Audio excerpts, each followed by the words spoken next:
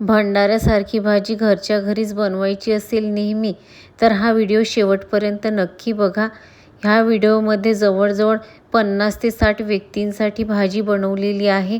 तर याच पद्धतीचा वापर करून तुम्ही अगदी भंडाऱ्यामध्ये जशी भाजी बनते तशीच भाजी बनवून तयार होते आणि तीही 50 ते 60 व्यक्तींसाठी. त्याकरिता जवळजवळ 3 पाव हरभऱ्याची डाळ घ्यायची व 1.5 किलो तुरीची डाळ घ्यायची आणि दोन्हीही डाळी अशा एकत्र करून घ्यायच्या व चांगल्या 3 ते 4 पाण्याने अशी स्वच्छ धुवून घ्यायच्या दोन्हीही डाळी आपल्याला.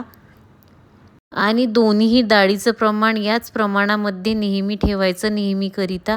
जवळजवळ 3 कुकरमध्ये मी ही डाळी अशा टाकून घेतल्या आणि 1 वाटी शेंगदाणे टाकून घेतले त्या कुकरमध्ये आणि 1 पाव अशा मिरच्या घेतलेल्या आहे. मिरच्या अशा फिक्क्या घेतलेल्या आहेत.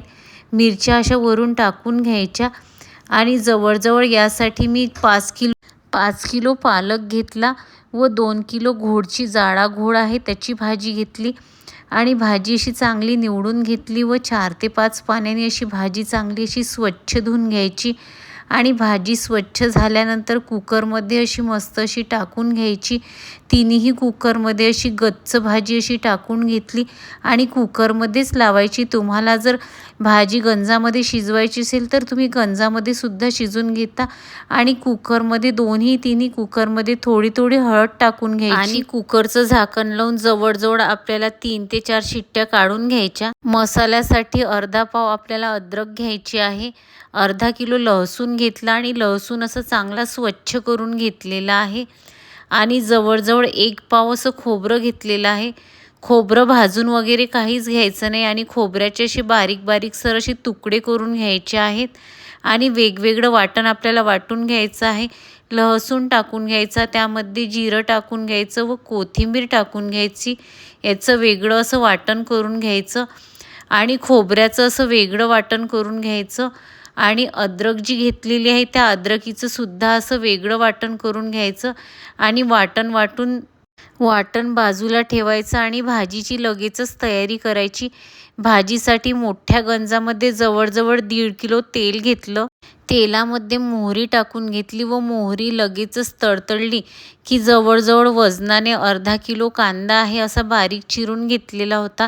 कांदा टाकून घ्यायचा आणि कांदा असा 1 मिनिट परतल्यानंतर आपण लसूण, कोथिंबीर आणि जिऱ्याचं जे वाटण वाटून घेतलं होतं ते टाकून घ्यायचं आणि चांगलं असं परतून घ्यायचं. एकीकडे एका प्लेटमध्ये धनेकूट घ्यायचं, गरम मसाला कुठलाही गरम मसाला घ्यायचा, लाल तिखट घेतलेला आहे आणि घरगुती तिखट घेतलेला आहे आणि हळद घेतलेली आहे. फोडणीशी चांगल्या पद्धतीने मिक्स करून घ्यायची. कढीपत्ता टाकून घ्यायचा. कढीपत्ता टाकल्यानंतर असं चांगली फोडणी मिक्स झाल्यानंतर त्यामध्ये मीठ टाकायचं.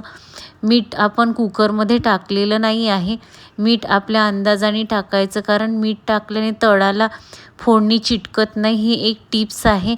आणि चांगल्या पद्धतीने असं मीठ टाकल्यानंतर फिरून घ्यायची आपल्याला अशी फोडणी चांगली अशी फिरून घ्यायची. बघा थोडंसंही चिटकत नाही आहे.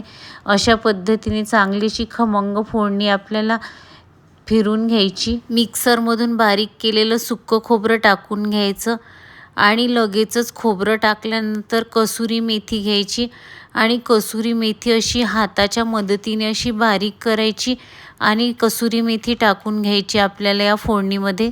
आणि जे सुके मसाले आपण बाजूला काढून ठेवले होते त्यामध्ये थोडीशी कसुरी मेथी टाकायची आणि सुके मसाले टाकून चांगली फिरून घ्यायची भाजी. आणि जवळजवळ अर्धा किलो टमाटर आहेत, लाल बुंद असे टमाटर घेतलेले आहेत, ते चांगले असे बारीक चिरून घेतलेले आहेत, ते फोडणीमध्ये टाकून घ्यायचे आणि सर्व मसाल्याशी चांगले मिक्स करून घ्यायचे आपल्याला. मसाले चांगले मिक्स झाल्यानंतर कोथिंबीर टाकून घ्यायची आणि परत त्यामध्ये थोडंसं पाणी टाकून घ्यायचं. पाणी टाकल्यानंतर मसाले परत असे चांगले आपल्याला मिक्स करून घ्यायचे एक वेळ आणि 2 ते 3 मिनिट सर्व मसाले असे मोठ्या गॅसवर असे शिजून घ्यायचे जेणेकरून चांगली चव येईल भाजीला. आपण कुकरमध्ये जी डाळ पालक अशी शिजून घेतली ती टाकून घ्यायची आपल्याला व कुकर अशी चांगली शिजली आणि त्यामधील डाळ अशी फेटाळून घ्यायची आणि फोडणीमध्ये सर्व डाळ अशी टाकून घ्यायची आणि डाळ टाकल्यानंतर भाजी घट्टसर होते आणि तुम्हाला भाजी किती पातळसर हवी किंवा किती दाटसर हवी त्या हिशोबाने तुम्ही त्यामध्ये पाणी टाकून घ्यायचं आणि चांगली अशी भाजी अशी मस्त फिरून घ्यायची। भाजी चांगली फिरून झाल्यावर त्यामध्ये कुठलाही एक गरम मसाला वरून टाकून घ्यायचा।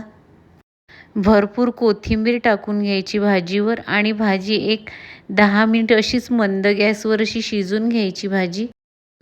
50 ते 60 लोकांसाठी या प्रमाणामध्ये भाजी बनून तयार होते। तुम्हाला जर भंडारा स्टाईल भाजीची रेसिपी जर ही आवडली असेल तर लाईक, शेअर आणि सबस्क्राईब करायला विसरू नका आणि भेटूया एक अशाच नवीनशा रेसिपीसोबत। बाय।